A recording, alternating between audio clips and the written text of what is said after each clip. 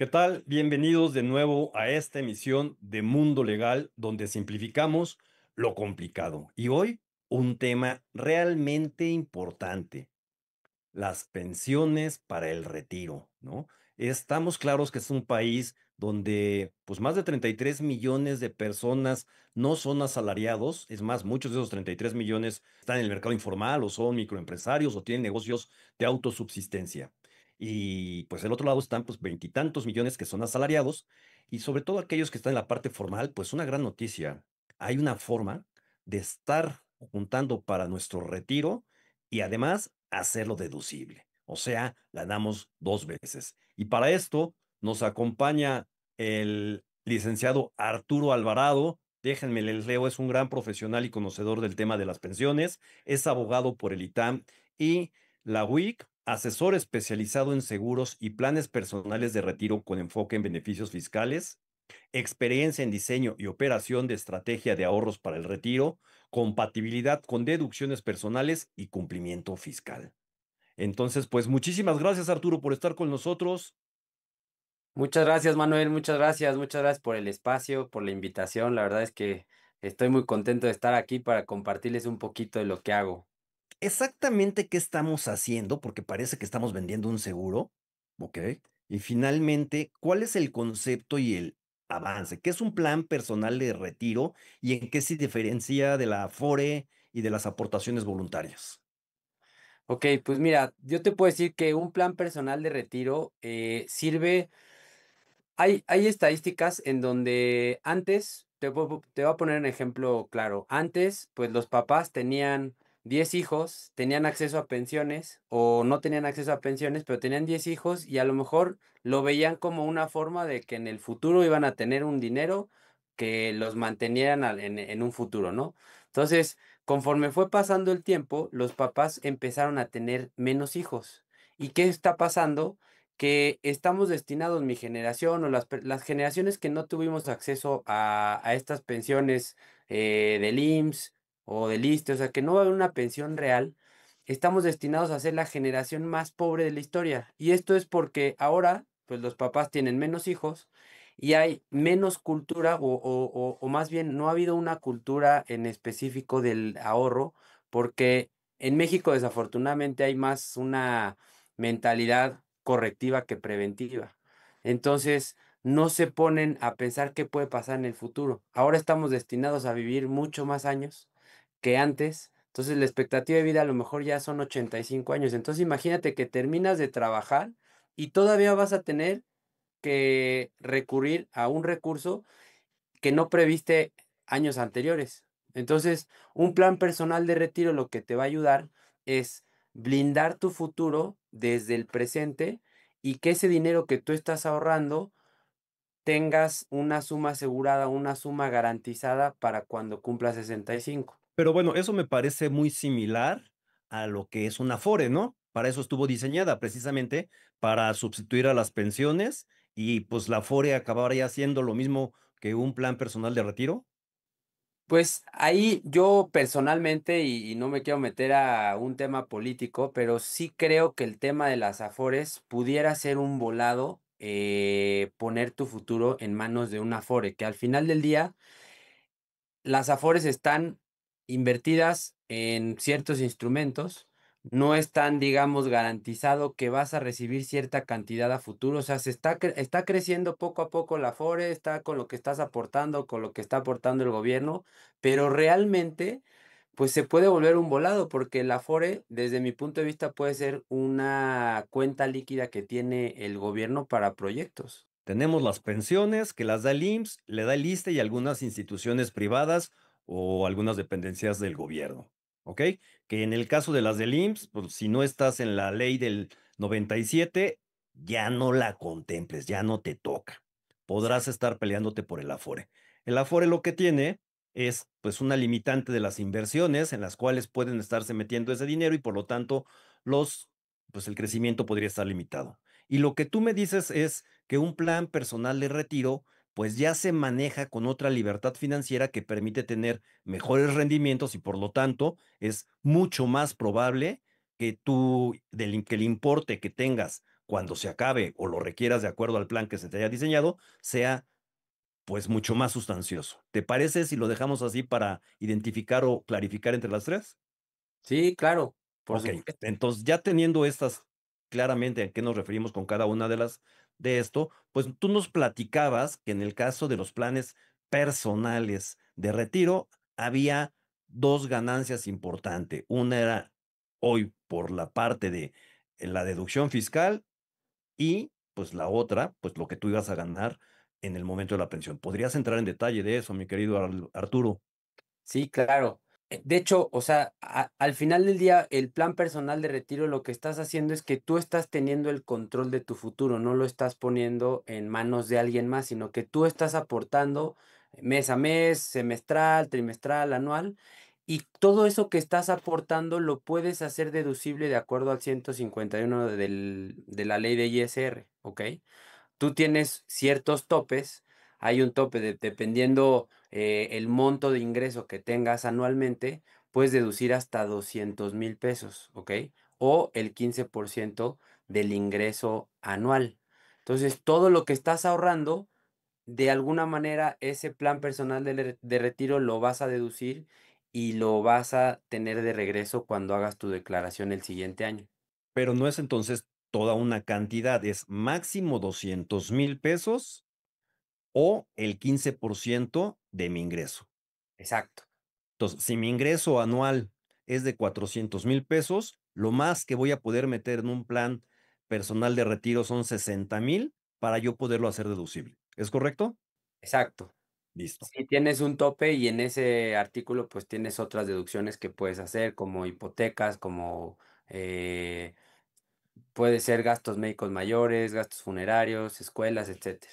Entonces, me parece bastante interesante porque eso quiere decir que además de la rentabilidad que me puedan dar por lo que estoy ahorrando, en este caso 200,000, probablemente, pues a lo mejor alcanzamos 11, 12%, pues podría sumarle pues un 30% del impuesto sobre la renta, ¿no? Entonces mi rentabilidad es muchísima.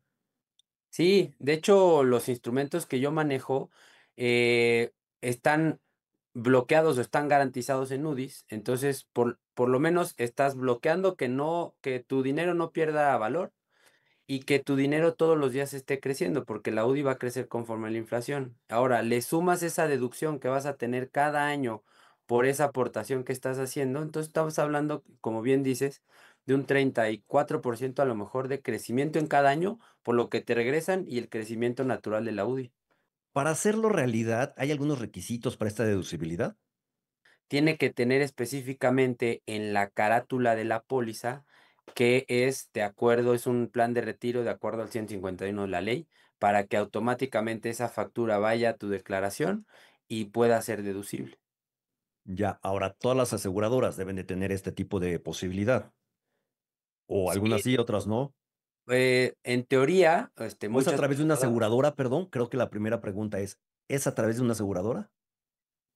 Puede ser a través también de operadores de fondo de inversión. Hay diversos instrumentos que utilizan que te ponen una suma asegurada chiquita y de ahí todo lo que estás aportando, como es parte del seguro y parte de retiro, lo meten como deducible en el 151. Ahora, yo con los instrumentos que manejo con Prudential específicamente, tenemos dos planes de retiro que puedes hacer deducible, porque no nada más es el 151 de la ley de ISR, también es el 185.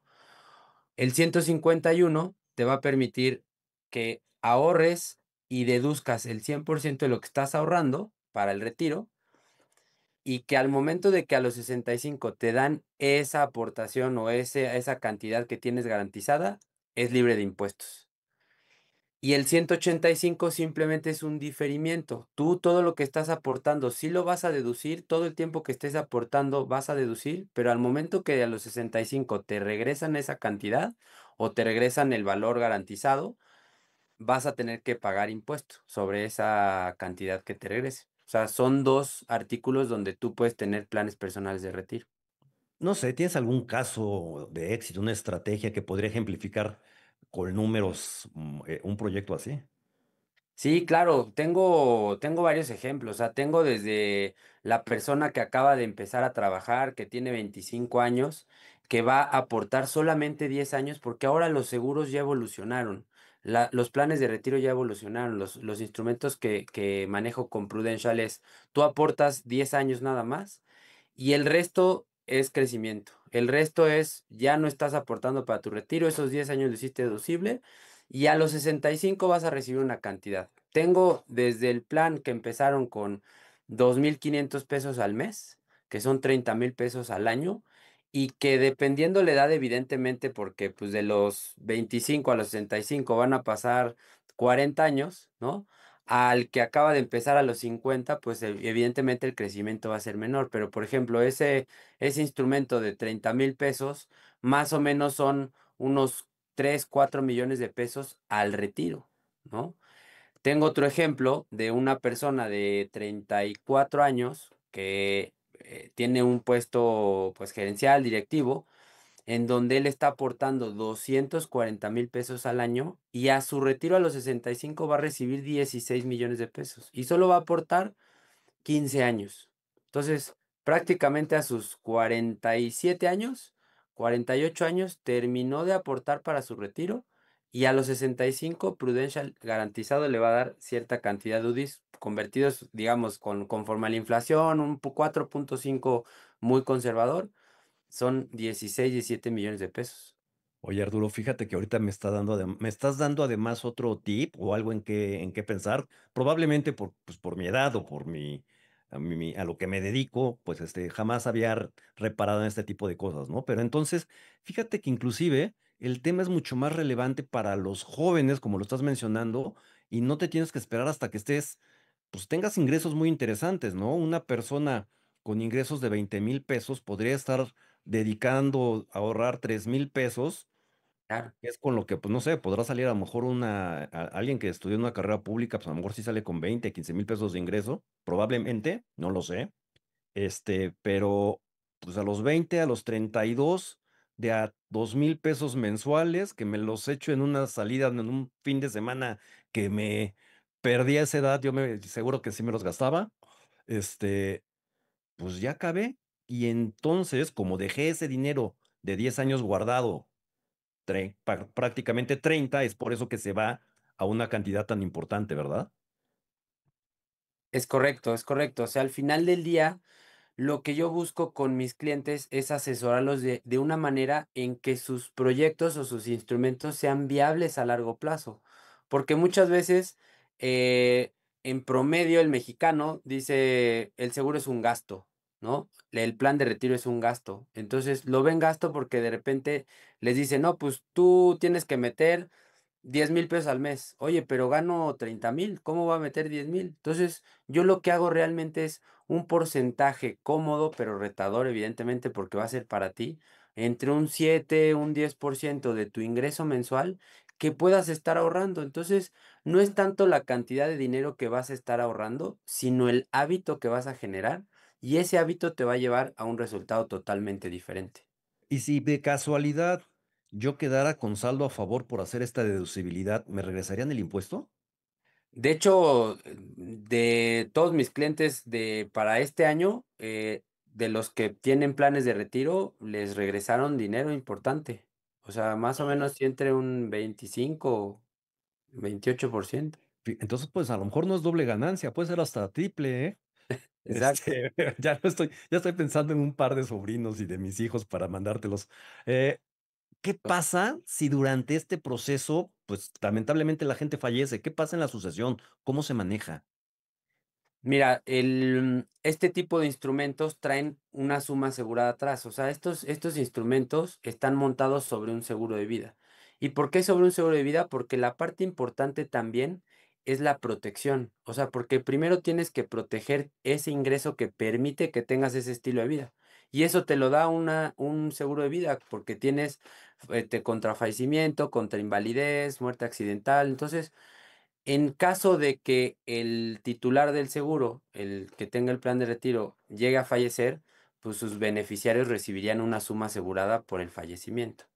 Pues tenemos que ir a un corte comercial. Regresamos en 30 segundos. Renta, la evolución del arrendamiento seguro. En los arrendamientos, la confianza no es suficiente. Se necesita certeza. Renta ofrece protección real para los propietarios y agilidad para los asesores inmobiliarios. Somos la única garantía que opera exclusivamente a través de profesionales inmobiliarios, asegurando un proceso impecable. No te conformes con menos. Visita www.renda.soy. Renda, la evolución del arrendamiento seguro. Pues bueno, ya estamos aquí de regreso y quería preguntarte, Arturo, ¿qué no tienes que hacer al escoger un plan personal de retiro? Ok, pues principalmente lo que no tienes que hacer es, de acuerdo a tu ingreso mensual actual, tratar de irte con un porcentaje muy alto. O sea, tienes que ver, dependiendo tu edad, o sea, porque veo jóvenes o personas de cualquier edad, que a lo mejor tienen visualizado comprarse un coche, viajar. Entonces, lo que no debes de hacer es aventarte y meterle toda la carne al asador para pensar en ese retiro. Lo importante es que empieces teniendo ya un plan personal de retiro ya contratado, pensando en subirle las cantidades, tener otro plan, ya sería a futuro, pero lo que no tienes que hacer es aventarte a meterle toda la carne al asador. Bueno, muy buen consejo. ¿Qué pasa con con las personas pues que están en la informalidad y que evidentemente no reportan y no va a haber una deducibilidad? ¿Tienen manera de apegarse a un plan personal de retiro, aunque evidentemente la deducibilidad ya no es importante? Sí, por supuesto, al final del día, este instrumento lo puedes hacer deducible o no deducible. Entonces, todas esas aportaciones que tú vas a estar haciendo, pues simplemente no van a ser deducibles. O sea, no hay problema, no hay tema, es la misma estructura, es igual, aportas 10 años y a los 65 vas a recibir una cantidad y vas a tener una suma asegurada, o vas a estar asegurado hasta tus 99 años. ¿Algo más, Arturo, que quieras agregar antes de cerrar con el programa? Tus datos han estado apareciendo cada vez que aparece el cintillo. Si alguien tiene algún interés de acercarse con Arturo, la verdad es muy recomendable. Yo desconocía este esquema. Sí creo que deberíamos por lo menos considerarlo y pedir una asesoría más puntual. Pero Arturo, ¿qué nos tendrías que decir? Yo lo que les puedo recomendar es siempre tener finanzas saludables, tener hábitos, empezar a blindar el futuro financiero, porque al final del día, todo lo que estás haciendo el día de hoy va a impactar positivamente tu futuro.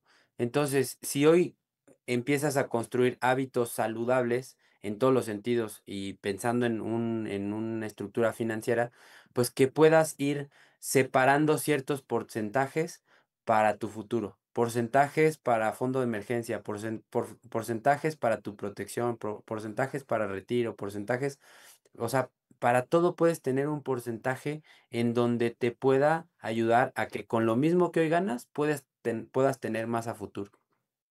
Pues bueno, pues muchísimas gracias, Arturo. A mí no me queda más que despedir el programa e invitarlos a todos que lo consideren y lo estudien. Los más jóvenes, de veras, me parece una gran estrategia lo que nos acaban de compartir. Y con esto nos vamos. Les recuerdo que todos los jueves tenemos un capítulo que esperamos sea de su interés o su utilidad. Y pues esto es todo el mundo legal, donde simplificamos lo complicado. Hasta la próxima.